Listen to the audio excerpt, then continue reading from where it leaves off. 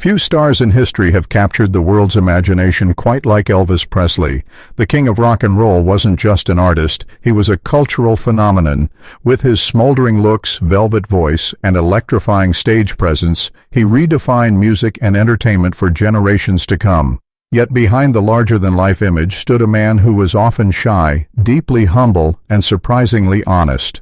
While Elvis carefully guarded much of his personal life, there were rare moments during interviews when his vulnerability, humor, and down-to-earth nature shone through. In this in-depth feature, we'll explore Elvis Presley's most candid interview moments, those times when he let down his guard, spoke from the heart, and revealed insights about fame, love, loneliness, and the pressures of being the king. When Elvis burst onto the national scene in the mid-1950s, reporters were quick to label him controversial. His swiveling hips, rockabilly sound, and rebellious image rattled America's conservative norms. In these early days, journalists often expected a cocky, arrogant young man. Instead, what they found was someone surprisingly polite and humble. In a 1956 interview with TV Guide, Elvis said softly, "I'm not trying to be vulgar. I just sing the way I feel. I can't help moving around. I sing with my whole body." This moment was candid because Elvis wasn't trying to defend himself with arrogance. He was simply explaining his natural style, revealing his discomfort with how the media twisted his image. When asked if he considered himself a rebel, he laughed nervously and said, "I don't feel like I'm doing anything wrong. I just sing. If they don't like it, they can turn it off." That honesty, paired with his natural Southern manners, showed the world that the bad boy of rock and roll was really just a shy kid who loved music. One of Elvis's most respected moments came during his 1958 induction into the U.S. Army. Many believed his fame would earn him special treatment, but Elvis was determined to serve like any other young man. During a press conference before shipping off to Germany, he said candidly, "The Army teaches you discipline. I'm glad to serve, glad to do my part. I don't want people thinking I got out of something every other boy has to do." He could have asked for an easier path, but Elvis wanted to prove himself. When asked how he felt about leaving behind his career at its peak, he admitted, "Sure, I'm nervous. You work hard to get to a certain place, and you wonder if people will forget you, but some things are more important." This unfiltered confession revealed the real fears behind the king's smile. Fame hadn't made him immune to self-doubt. After his army service, Elvis transitioned into a film career. While many of his movies became box office hits, critics mocked the formulaic plots and light-hearted scripts. Elvis himself was often frustrated, and in rare interviews, he revealed those feelings. In a 1962 press conference promoting Girls, Girls, Girls, Elvis said with a faint smile, "I'd like to do more serious pictures, something with meat, something with a message, but I go along with what the Colonel Parker thinks is best."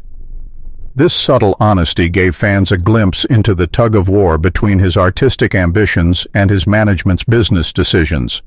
While he was careful not to sound ungrateful, Elvis hinted that he longed for roles with depth.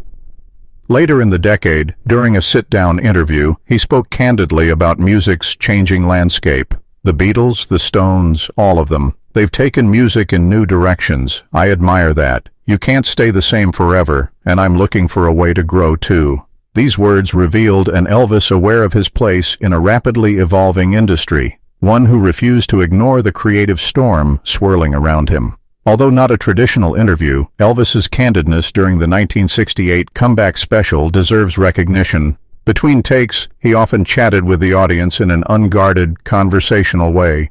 At one point, laughing with fans, he admitted, "Man, it's been a long time since I played in front of people like this.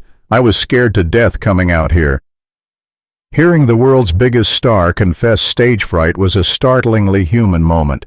He joked about sweating through his black leather suit and about the years he spent singing to cameras instead of people. Through his banter, Elvis acknowledged his struggles, his fears, and his hunger to reconnect with the public. It was raw, real, and unforgettable. In 1970, Elvis allowed cameras behind. He did the scenes of his Las Vegas rehearsals for the documentary That's the Way It Is. What audiences witnessed was a far more candid version of Elvis than they were used to.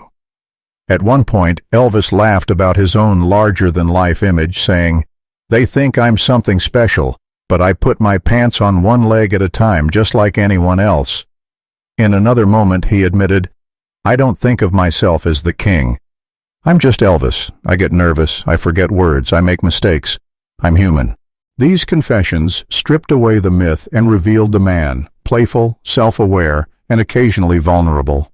Elvis rarely opened up about his private life, but on a few occasions he spoke candidly about relationships and loneliness. In a 1972 interview following his separation from Priscilla Presley, Elvis revealed, "Marriage is hard, even without all this attention. I tried my best. I'll always love Priscilla, but sometimes love changes." He also admitted to feeling isolated despite his fame. "You can be surrounded by thousands of people and still feel alone. That's one of the hardest things about this life." These rare, honest comments showed a man grappling with personal struggles behind the glamour. His candid words made fans realize that Elvis, like everyone else, longed for connection and stability. Perhaps one of Elvis's most famous interviews occurred in June 1972, just before his historic Madison Square Garden concerts in New York. Dressed in a white jumpsuit and cape, Elvis faced a room full of reporters. When asked about his influence on music, he smiled modestly and said, "I don't consider myself the king of rock, that's just a title. Fats Domino was a huge influence on me. He's the real king." This humility stunned many in the room. Despite being hailed as the greatest performer of his generation, Elvis redirected the spotlight to his idols. Another reporter asked about rumors of drug use. Elvis replied candidly, "I take nothing stronger than aspirin. I don't smoke. I like to keep myself healthy for the shows." Although history would later reveal his struggles with prescription medication, at that moment, Elvis was being as direct as he could be, defending his reputation in front of skeptical reporters. In 1973, Elvis made history with his Aloha from Hawaii satellite concert, watched by millions worldwide. During rehearsals, he occasionally gave in. He off-the-cuff remarks that revealed his nervous energy. He joked to the crew, "If I mess up, can we beam it back down and start over?" While lighthearted, these quips showed his anxiety about performing live for such a massive global audience. In candid moments like these, Elvis reminded the world that even legends feel the pressure. By the mid-1970s, Elvis's health was declining, but he continued performing tirelessly. In rare interviews from this period, he grew more reflective. When asked in 1977 how he wanted to be remembered, Elvis answered softly, "I just want to be thought of as a good person. I've tried to give people happiness through music. That's all I ever wanted." These words cut through decades of fame, fortune, and spectacle.